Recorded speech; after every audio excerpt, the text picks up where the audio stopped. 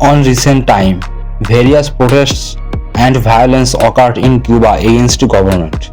Until now, the Cuban government had only blamed social media and the US government for the weekend protests, which were the biggest sin in Cuba since a quarter century ago.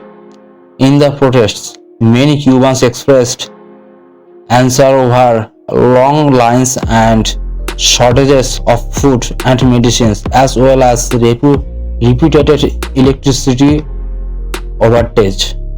Cuban President Miguel Diaz-Canel on Wednesday acknowledged shortcomings in his government handling of shortages and of neglecting certain sectors, but he raised Cubans to not act with rage, a reference to violence during recent street protests.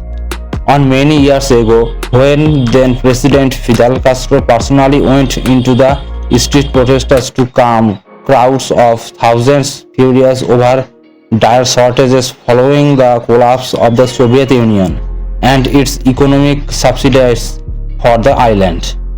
So, some protesters demanded after the pace of vaccination against the coronavirus, but there were also calls for political change in a century government by the Communist Party for some 6 decades.